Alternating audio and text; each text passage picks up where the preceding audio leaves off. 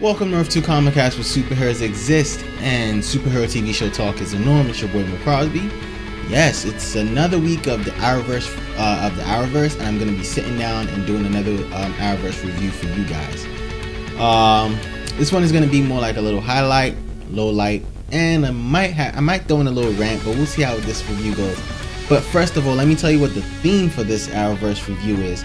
This theme for this Arrowverse is these people need to talk to somebody. Literally, all of them across the board, they'll have repressed issues and they need to get it out. So before I get into this review, I'm going to ask that you guys sit back, relax, and as always, welcome to the planet. Let's start off on Monday with Supergirl. I mean, this was another, if you look at it from just the basic eye point of view, you're going to look at it as another by the numbers Supergirl episode. But this one dealt with more of a, what Kara has always repressed, was her claustrophobia and her fear of, letting her folks down, her fear of dying. Supergirl has fear. And you wouldn't have seen it in season 1, you wouldn't have seen it in season 2, and I believe this the villain of the week this week was what helped bring it to the surface. Yes, the villain of the week was, I forget her name, but it was a villain that had to deal with fear or letting people see their worst fears and manipulating them with it, and going on with her business. I mean, so in first scene when she's introduced with Supergirl, I mean, she takes Supergirl on the wildest ride, and she's defeated her. And even when she came back for a second, for a rematch, because of course you have to have a rematch. When she came back for a rematch, we saw that at that point Supergirl was able to subdue her, but Supergirl still had this fear in her, this innate fear that she's always had about, just being claustrophobic because she was in her ship for longer than Kal-El was. So yes, Supergirl does have fear and she needs to talk to someone about it. Now, forget the fact that she needs to talk to someone about it. She also has this thing where she's, throwing herself into Supergirl and not a lot of Kara. So she's throwing people, she's pushing people to the side, and she's not really doing her Kara thing. And, even at some point, Lena is like, hey, like, I'm your friend, but I will fire you if you don't do Kara work, if you don't do Catco work, because this is, you still have to, I mean, Lena doesn't know that she's Supergirl, but you still have to do work. And we all know what happened to you last year, and I know you're going through a lot, but look, you still got to do work. Even at the DEO, you're like, look, man, you still got to, you still have to talk to someone. A sister is like, oh, and there's fire in that love relationship mountain, because hey, we find out that the cop doesn't really like kids, doesn't really want kids, but Kara's sister wants them. Hey, we'll find out how that goes later on. But I was pretty excited with this episode. I thought it was, again, by the numbers, and I thought it was pretty good. So I'm not mad at this one at all. Let me know what you guys think about Supergirl for the week. I think I like the way they're going. Again, like I said last week, I didn't want Kara to just wake up in the morning and be over everything that happened to her. And that is where this episode review is going to stop. I really liked it. I thought it was pretty good. The Flash. Now, if you remember from last week when I said the Flash is back, boom, it's just like boom, boom, boom, he's back. We're gonna get into team, just Flash now as Team Flash, and not really a lot of Team Kid Flash or Team Wally or Team Iris or whatever it was. That's exactly what happened. My fear came to pass, and it just, again, maybe they're just using this episode to kind of push something else, but this felt like Team Flash is back with no repercussions, nobody's falling back to anything. But like I said, keep in mind the theme is these people need to talk to someone. Except Supergirl didn't really talk to anyone in her episode, but the Flash, Iris, and Barry went to go seek counseling. And we find out that Iris never forgave Barry, or hasn't gotten over the fact that Barry left her. So she's holding stuff on the inside. Barry, however, somehow, because he's spent all that time in the Speed Force prison away from Iris and everyone, is like, yo, I'm out. I'm ready to, forget everything that happened. Let's move forward. And it just looks like, again, no repercussions for the Flash, but everyone else is going to suffer. Kid Flash, what did he do this episode? I forget. Nothing. He was just there. I'm starting to be annoyed just looking at Wally. It's like, he's just there for whatever. But I will try again not to talk about his perm, dude. Like, what is going on with Wally's hair? Like, seriously, dude, cut it, twist it, do something to it. Apart from, that emo thing you got going. No. Look, Flash Riders, Flash Rider Room, where you guys need to take care of Kid Flash's look. and give him more to do. I mean, I see what you're doing with Iris. You're giving her more to do, even though she's not the scientist and she told Barry to shock himself. She's not the scientist, but she gets more to do. Give Kid Flash more to do. That's something that I don't understand. Like, you have this character, he's just there at this point. You're not giving him anything to do. Give Kid Flash more to do. Or just take him off the show. Take him to Earth 2 and let him come in sometimes with stuff to do. Like, even Cisco and his girlfriend had a lot more to do. Gypsy had a lot more to do in this episode than Kid Flash did. He was just a punching bag. Like, come on, man. Come on, man. Alright, I'm done talking about the Flash. I didn't like this episode. I thought it was a filler, and I'm like, in the second episode we get a filler. I guess, 22 episode show. Stuff like this is bound to happen. Not every episode is gonna hit, so this was one of the ones that didn't hit for me. Legends of Tomorrow.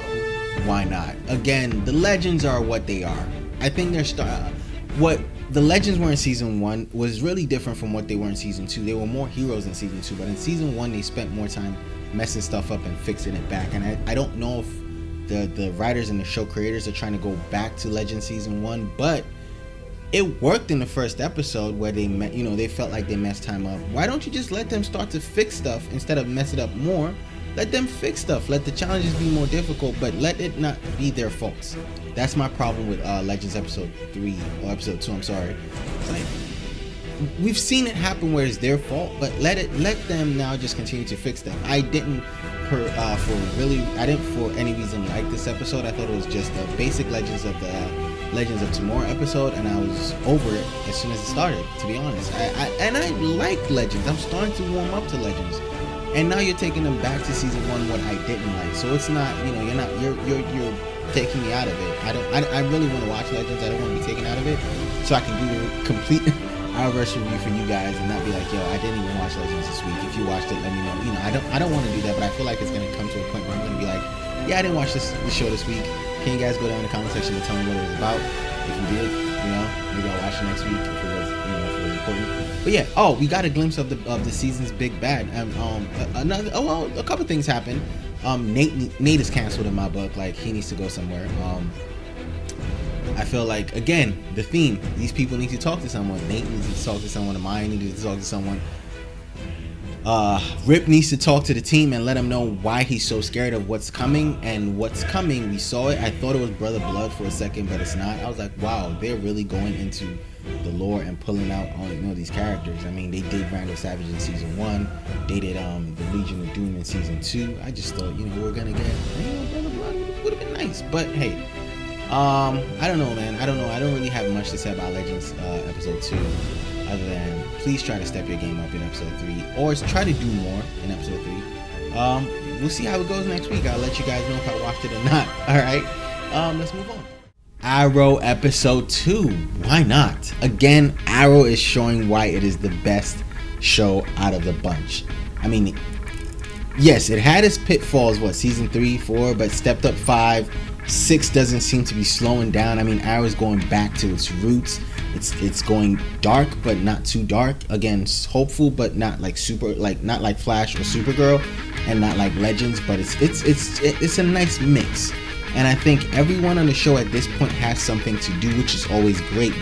Which is great. Now, it's not like you have characters on the stand or just stand by, sitting by and just stand by characters. You have characters who have something to do, and that's great. And I like it because so this episode dealt with, from last week we found out that that Oliver has been outed, but obviously we didn't know if it was a doctor picture, but they found out in the episode that it was doctored.